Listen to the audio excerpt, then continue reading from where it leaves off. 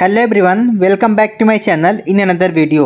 दोस्तों, इस वीडियो में हम एक बहुत भी बड़ी वैकेंसी के बारे में बात करने वाले हैं। वैकेंसी निकल के आ रही है national health mission Uttar Pradesh की तरफ से। यहाँ पर आपने थंबनेल में देखा होगा 5000 प्लस पोस्टों पर वैकेंसी है। कॉन्ट्रेक्चुअल बेस पर पूरे के तरीके से वैकेंसी है।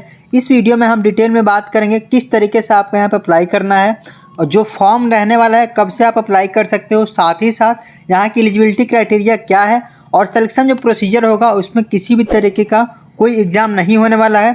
तो किस तरीके से आपका सिलेक्शन होने वाला है डिटेल में डिस्कस करेंगे इस वीडियो के अंतर्गत। वीडियो को आप लोग शुरू से लेकर लास्ट तक देखिएगा और चैनल पर नए हैं तो जॉब अपडेट के लिए चैनल को सब्सक्राइब। तो अभी आप लोग देख पा रहे होंगे नेशनल हेल्थ मिशन की ऑफिशियल वेबसाइट पर मैं हूं और यहाँ जैसे आप लोग जाते हो अपॉर्चुनिटी वाले सेक्शन में, तो यहाँ पर आपको अपॉर्चुनिटी वाले सेक्शन में ही शो हो जाता है भर्ती के बारे में। आप लोग देख पा रहे होंगे 29 तारीख को यहाँ पे डेट स्टार्ट है, यानी कि 29 तारीख से आपका फॉर्म फिलअप होना स्टार्ट हो जाएगा और 7 फरवरी तक आपका पूरा का पूरा ये प्रोसीजर चलने वाला है। सबसे पहले हम डिटेल एडवर्टीजमेंट को हम डाउनलोड कर लेते हैं। देखिए, यहाँ पर डाउनलोड होने के बाद आपके पास डिटेल एडवर्टीजमेंट आ जाता है। यहाँ पर हम देखते हैं कि सबसे पहले यहाँ पर क्या कुछ मेंशन है और किस तरीके से भर्ती का प्रोसीजर होने वाला है।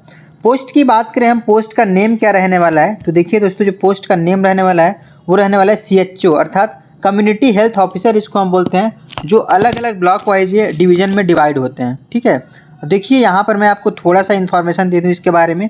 CHO के बारे में यहाँ पर दिया है उन्होंने। CHO रहेगा integrated course through document verification. आपका जो है डायरेक्ट आपका रिक्रूटमेंट प्रोसेस ये होने वाला है। क्या डायरेक्ट जो है आपकी भर्ती होने वाली है।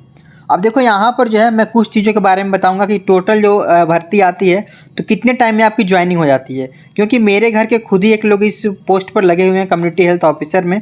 ठीक है, तो इसमें आपको एक अच्छी जानकारी मिल पाएगी। देखिए, बात करते हैं सबसे पहले यहाँ पर ऑनलाइन एप्लीकेशन फॉर्म कब स्टार्ट होगा। जी हाँ दोस्तों, 29 से ही ऑनलाइन फॉर्म इसका जो है स्टार्ट हो गया है, यानी कि आज जो है 29 है, आज से ही आपका फॉर्म जो है स्टार्ट हो चुका है। हम बात करते हैं यहाँ पर closure of the application form, तो 7 तारीख तक आप लोग फॉर्म को फिल कर सकते हो। बहुत ही कम डेट दिया है इन्होंने फॉर्म को फिल करने में। ओके, देखिए नंबर ऑफ वैकेंसी की बात करें तो टोटल जो पोस्ट होने वाली है वो 5582 पोस्ट होने वाली है। ओके, यानी कि 5582 पोस्टों पर टोटल ये वैकेंसी निकल के आ रही है। यहाँ पर रिजर्वेशन भी दे रखा है इन्होंने, UR यानी कि अनरिजर्व, EWS, OBC, किस तरह का कितना रिजर्वेशन इन्होंने साफ साफ दे रखा है, आप लोग इसको देख लीजिएगा। अनरिजर्व में 2233 जो है सीट हैं, EWS में 558 सीट हैं, OBC में 1508 सीट हैं, SC में 1172 सीट हैं, ST में 111 सीट हैं। नंबर ऑफ वैकेंसी की बात करें टोटल जो हो रहे हैं वो 5582 हो रहे हैं। ओके, चलिए अब हम नीचे की तरफ बढ़ते हैं थोड़ा। यहाँ पर हम चेक कर लेते हैं एलिजिबिलिटी क्राइटेरिया क्या होने वाली है। देखिए, मैं आपको एलिजिबिलिटी क्राइटेरिया के बारे में अगर बता दूं तो यहाँ पर इन्होंने साफ साफ दे रखा है आपके BSc नर्सिंग ना कंप्लीट होने चाहिए। ठीक है, BSc नर्सिंग कंप्लीट होना चाहिए। और BSc नर्सिंग जो ऐसे स्टूडेंट हैं जिन्होंने अपना BSc नर्सिंग चाहे जो है 2019-20 सेशन में किया हो, या तो उन्होंने 21-22 सेशन में किया हो, या तो 23-24 में, मतलब अब जो है जो करने वाले हैं। ओके, तो वो इस पोस्ट के लिए अप्लाई कर सकते हैं। अब देखिए, मैं आपको एक चीज़ बता दूं, जो भी ऐसे स्टूडेंट होंगे जो कि 2024 में पास आउट हो रहे होंगे जुलाई वगैरह में, तो वो लोग आप अप्लाई मत करना। ठीक है, क्यों नहीं करना अप्लाई, मैं उसका रीज़न दे रहा हूँ। यहाँ पर इन्होंने साफ साफ लिखा भी है, इसलिए नहीं अप्लाई कर सकते हैं आप लोग, क्योंकि देखिए आपसे ना एक नर्सिंग काउंसिल का रजिस्ट्रेशन का नंबर मांगा जाएगा जो आपके पास नहीं होगा, तो आप लोग अप्लाई नहीं कर सकते हो। यानी कि अगर आप लोग BSc नर्सिंग किए हो या तो पोस्ट बेसिक BSc नर्सिंग किए हो तो आप लोग इस फॉर्म को फिल कर सकते हो। ओके, यहाँ पे इन्होंने साफ साफ ये भी दिया है, candidate must have registered in UP nurse and midwifery council. यहाँ पर आपको एक चीज़ क्लियर हो जाता है कि केवल और केवल जो UP के निवासी हैं, यानी कि जिन्होंने अपना रजिस्ट्रेशन UP से करवाया है, Uttar Pradesh nursing and midwifery council से, वही इस पोस्ट के लिए एलिजिबल हैं। ओके, अब देखिए यहाँ पर इन्होंने ये भी बताया है कि आप लोग देखो, इन्होंने बताया candidate who are not having registration number of UP nurse council but have other state nursing council registration will submit on affidavit and non judicial stamp paper 100 बहुत है टाइम ऑफ द DVP, यानी कि document verification process में। कहने का मतलब ये क्या है इनका, आप लोग साफ साफ समझो। कहने का मतलब कि कोई कैंडिडेट हैं, ठीक है, उन्होंने रजिस्ट्रेशन कहीं और से करवा रखा है। ठीक है, क्या रजिस्ट्रेशन कहीं और से करवा रखा है, लेकिन वो चाहते हैं इस फॉर्म को भरना। ठीक है, तो उनके पास 90 दिनों के अंदर में, ज्वाइनिंग के 90 दिनों के अंदर में जो है वो मिडवाइफरी काउंसिल से रजिस्ट्रेशन करा करके, और अगर वो सबमिट कर सकते हैं तो वो लोग फॉर्म को फिल कर सकते हैं। फॉर्म फिल करते वक्त आपको 100 रुपये के स्टाम्प पेपर पर आपको जो है एक स्टाम्प पेपर लगाना होगा, जिससे आप लोग फॉर्म को उस टाइम फिल कर पाओ।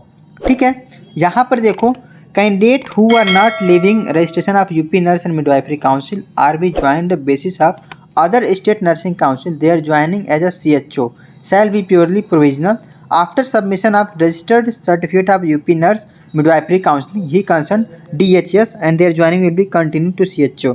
कहने का मतलब इनका ये है कि जो भी ऐसे कैंडिडेट हैं जो कि other nurse and midwifery council से रजिस्ट्रेशन है, उनका यूपी से नहीं है, तो आप लोग फॉर्म तो फिल कर पाओगे, लेकिन आप लोग पूरी तरीके से यहाँ पर जो है फॉर्म को जो पूरी तरीके से एलिजिबल नहीं हो, आपका ज्वाइनिंग जो होगा वो प्रोविजनल तरीके से होगा, और ये तभी जाके आपका परमानेंट हो पाएगा। ठीक है, कंटिन्यू कर पाओगे CHO की पोस्ट जब आप लोग यहाँ पर अपना रजिस्ट्रेशन जो है सबमिट कर देते हो। ओके, इतनी चीज़ आपको क्लियर हो गई होंगी आई होप।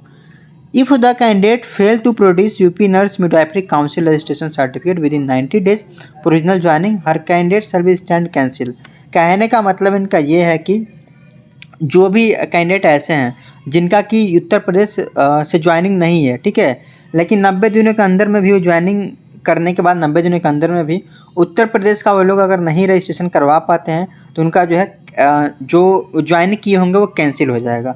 ठीक है, और साथ ही साथ इन्होंने ये भी दिया है कि यहाँ पर देखो, इन्होंने ये भी दिया है कि concern DHS will be issued serve termination notice such as candidate and full amount of surety bond 2.5 lakh has to deposit by the candidate to DHS। कहने का मतलब इनका ये है कि मान जाओ अगर आप लोग ज्वाइन नहीं कर पाते हो तो इन्होंने सिक्योरिटी बॉन्ड के तौर पे जो है डिपॉजिट करना पड़ेगा कैंडिडेट के द्वारा DHS को।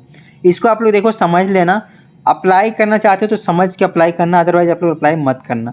Candidate who are working in CHO in Uttar Pradesh are not eligible.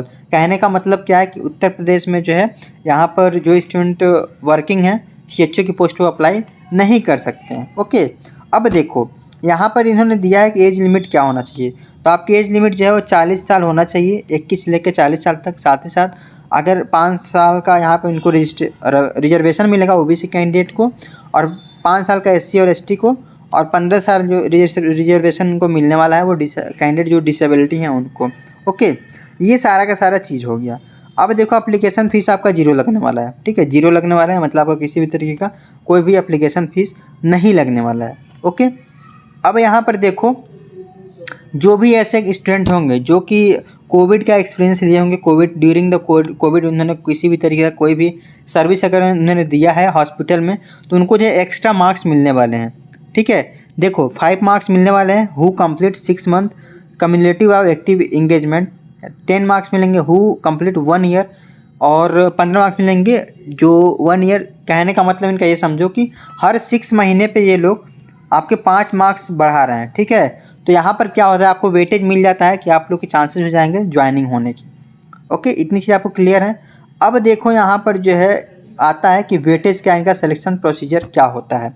Okay, देखो यहाँ पर इन्होंने दिया है कि selection shall be purely based on the merit and percentage of total marks obtain in high school intermediate along with theory and practical of BSc nursing. कहने का मतलब क्या है कि जो आपका पूरा का पूरा जो होने वाला है सिलेक्शन वो आपके मेरिट के बेस पे होना है। किसके किसके मेरिट पे? 10th के बेसिस पे, 12th के बेसिस पे, ठीक है, और साथ ही साथ पोस्ट बेसिक BSc नर्सिंग अगर किया होगा तो उसके बेसिस पे, या तो जो आपका BSc नर्सिंग होगा उसके बेसिस पे। ओके, अब देखो यहाँ पर इन्होंने क्या किया है, यहाँ पर इन्होंने बताया है कि अगर CGPA होगा किसी स्टूडेंट का तो उनका मार्क्स कैसे होगा। देखिए CGPA में हमेशा जो नंबर आता है 7.6 CGPA अगर किसी कैंडिडेट को मिला हुआ है, ठीक है, तो 9.5 से कैलकुलेशन होता है उसका, उसके बाद से उनका जो है परसेंटेज निकाला जाता है। ठीक है, तब जाके उनका जो है ज्वाइनिंग होता है। तो प्योरली इनका जो है वो परसेंटेज बेसिस पे सिलेक्शन होने वाला है। ठीक है, अब देखो मेरिट जो लगने वाली है उनकी वो कैसे लगने वाली है। यहाँ पे इन्होंने दे रखा है criteria, maximum weightage, scoring matrix. यहाँ पर आपको मैं एक चीज़ बता दूँ दोस्तों कि केवल और केवल 10th जो नंबर निकाले जाएंगे वो 17% मार्क्स निकाले जाएंगे 10th से। ठीक है, 12th से जो निकाले जाएंगे वो भी 17% निकाले जाएंगे। ठीक है, और यहाँ पर इन्होंने ये भी दे रखा है कि जो जितने भी ऐसे स्टूडेंट हैं जो कि BSc नर्सिंग किए होंगे उनका 51% नंबर निकाले जाएंगे। ठीक है। तो इस तरीके से आपके नंबर निकाल के और आपका जो है यहाँ पर सिलेक्शन होने वाला है। हम अपना मेन जो पॉइंट रखते हैं वो कि कितने दिनों में ज्वाइनिंग हो जाती है। ठीक है, ज्वाइनिंग कितने दिनों में हो जाती है। देखिए, जब आप लोग फॉर्म फिल करते हो, ठीक है, फॉर्म फिल आपने किया, लास्ट डेट जो है वो 7 है। ठीक है, 7 के बाद से जो है आपका टोटली जो है आपका पूरा का पूरा यहाँ पर एक लिस्ट निकलेगी यूनिवर्सिटी की तरफ से, और जो वहाँ पे एलिजिबल होंगे डायरेक्ट जो है उनको डॉक्यूमेंट वेरिफिकेशन के लिए बुला लिया जाएगा। इस पूरे प्रोसेस में, ज्वाइनिंग के प्रोसेस में मात्र और मात्र 3 महीने का टाइम लगता है। ठीक है, कितने महीने का टाइम लगता है? 3 महीने का टाइम लगता है। 3 महीने में आपकी ज्वाइनिंग हो जाती है। ओके, 3 महीने ज्वाइनिंग हो जाती है, क्योंकि मेरे अंकल खुद ही लगे हुए हैं CHO में, कम्युनिटी हेल्थ ऑफिसर में, तो इसलिए मैं आपको ये इन्फॉर्मेशन दे रहा हूँ। ठीक है, अब वहाँ पे देख लो कहाँ कहाँ कितनी सारे सीटें अवेलेबल हैं। तो आप लोग यहाँ पे देख पा रहे, एक बार स्क्रीनशॉट भी ले सकते हो आप लोग कि आगरा में जो है 68 है, अलीगढ़ में 45 है, अम्बेडकर नगर में 12 है। इस तरीके से आप लोग देखो, जिस डिस्ट्रिक्ट से आप लोग भरना चाहते हो भर सकते हो। आप लोग एक चीज़ ज़रूर ध्यान रखना कि प्रेफरेंस ज़्यादा रखना। ठीक है, प्रेफरेंस जो है वो ज़्यादा रखना। ज़्यादा प्रेफरेंस रखोगे तो आपको चांसेस जो है वो ज़्यादा मिलने के हैं। ओके, देखो यहाँ पर कुशीनगर में मेरे अंकल लगे हुए हैं अभी। क्या? कुशीनगर में 268 पोस्ट यहाँ अभी भी वैकेंट है। ठीक है, 268 पोस्ट पे अभी भी जो है यहाँ पर होने वाला है सिलेक्शन। तो इस तरीके से सारे के सारे नंबर ऑफ सीट्स आप लोग इसको देख लो, और साथ ही साथ अगर कोई कमेंट होता है तो आप लोग कमेंट बॉक्स में बता सकते हो।